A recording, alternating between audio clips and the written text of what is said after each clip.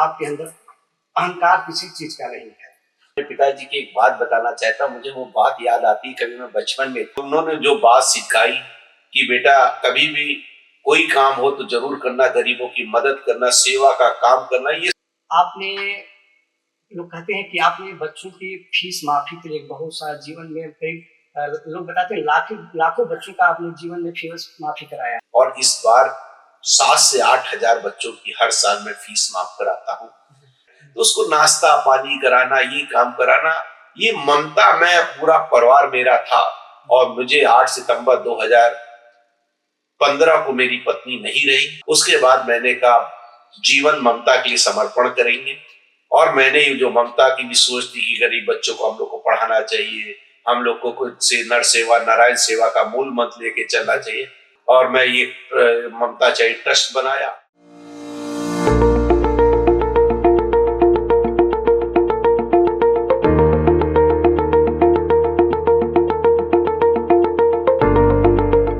नमस्कार। समाज में सभी लोग अपने आप को ऐश्वर्य सुख सुविधाओं से परिपूर्ण करने के लिए हर संभव प्रयास करते हैं, लेकिन आज एक ऐसी शख्सियत से मुलाकात कराएंगे जो जितनी भी सुविधाएं उन्होंने अर्जित किया वो अपने संघर्ष, अपनी मेहनत, अपनी क्षमता पर, लेकिन वो संघर्ष, वो जो काबिलियत उनकी है वो गरीब असमर्थ लोगों को समर्पित करते हैं। और उनके जीवन में एक ऐसी घटना घटी जो उन्होंने समाज को सब कुछ अपना सर्वस्व करने के लिए तत्पर रहते हैं। हम बात कर रहे हैं अवध क्षेत्र के एक ऐसे सामाजिक नेता की भी कह सकते हैं, लेकिन वो एक सामाजिक कार्यकर्ता के रूप में अपनी पहचान बनाए रखते हैं। हम बात कर रहे हैं श्री राजीव मिश्र जी का। आपका इस कार्यक्रम में बहुत बहुत धन्यवाद, अभिनंदन है।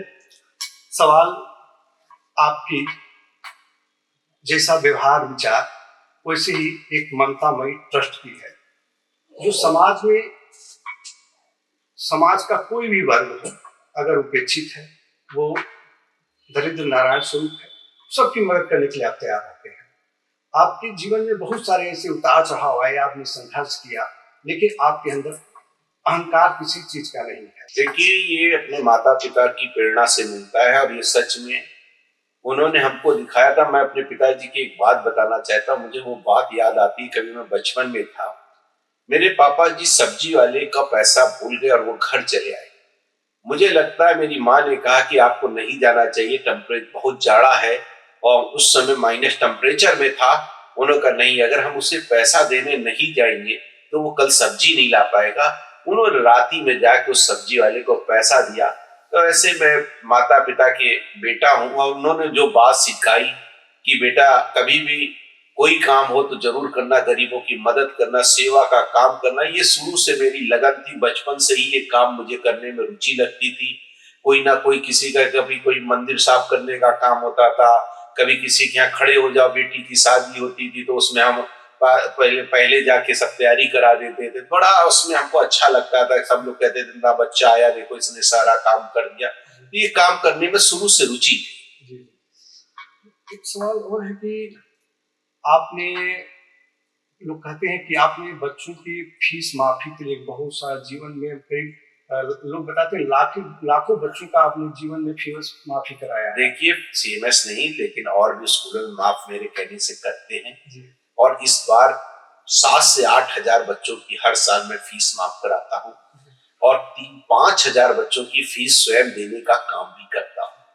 जो बच्चा हमको लगता है पढ़ने में अच्छा है, ब्रिलियंट है, उसके परिवार पढ़ा नहीं सकता, तो ममता चैरिटी ट्रस्ट उसको गोद लेता है, उसको इंटर तक का पढ़ाई कराने का काम भी करता है। एक काम, बहुत बड़ी बात आपको बता रहे हैं, जब ममता हमारी पत्नी की डेथ हुई 8 सितंबर 2015 को, उससे पहले मेरी ममता की और मेरी जोड़ी वो थी कि सुबेरे कोई मुझसे मिलने कहीं से आ जाते थे, बाहर से आ जाते थे, 50-60 आदमी, 70 आदमी डेली आते थे। तो मेरी पत्नी का एक स्वभाव था कि वो कोई भूखा आ जाए, जैसे लखीमपुर से आ जाए, गोंडा से आ जाए, सीतापुर से आ जाए, आसपास जिला उन्नाव से आ जाए, अयोध्या से आ जाए, ऐसे कई जिले से सब आते थे। और जब आते थे तो हमको, मेरी पत्नी के अंदर बुलाती थी, कहती थी आप अयोध्या से आए हो, कितने 2 घंटे पहले चले हुए, सुबह 6 बजे 9 बजे आए और भूखे आए हुए। तो उसको नाश्ता पानी कराना, ये काम कराना, ये ममता में पूरा परिवार मेरा था। और मुझे 8 सितंबर 2015 को मेरी पत्नी नहीं रही और उसकी अचानक डेथ हो गई, ना कोई बीमारी थी ना कुछ था। उसके बाद मैंने कहा जीवन ममता के लिए समर्पण करेंगे। और मैंने ये जो ममता की भी सोच थी कि गरीब बच्चों को हम लोग को पढ़ाना चाहिए, हम लोग को कुछ से नर सेवा नारायण सेवा का मूल मंत्र लेके चलना चाहिए।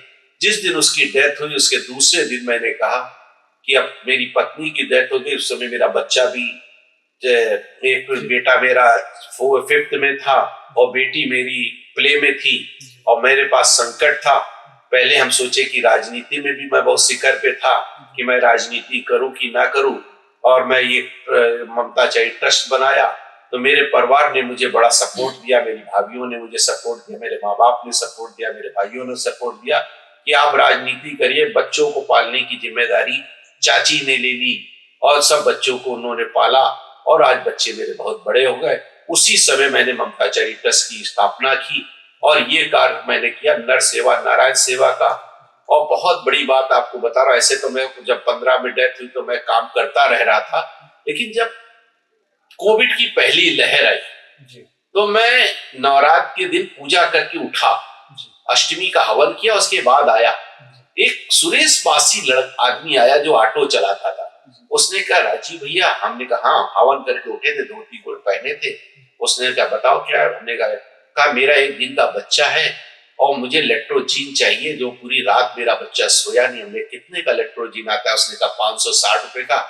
मैंने उसको पैसे दे दिए। उसने कहा नहीं भैया, मुझे सिर्फ 360 चाहिए, 200 मेरे पास है। मैंने कहा नहीं ले लो, बाद में ये कोविड का समय चलना बाद में। तो एक दिन और फोन आया तो मैंने उसको दिया।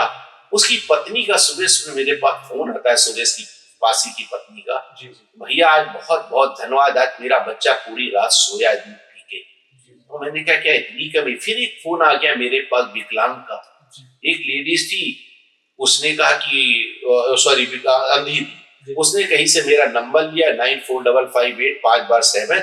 वो नंबर जैसे दिया उसका फोन आया महिला का। तो हमने क्या है? कहा मेरे यहाँ राशन नहीं, मैं अंधी हूँ, मैंने ये फोन आवाज से मेरी बजती है, मुझे सिखाया गया ऐसे नंबर है। जब मैं उस घर में गया तो मेरे आंखों में आंसू आ गया। एक पन्नी का घर था, एक 4 साल की बच्चा और एक 8 साल का बच्चा, पन्नी का घर था, उसमें वो नमक डाल के वो जो सजनिया सहजन की नहीं होती है वो चूस रहा था।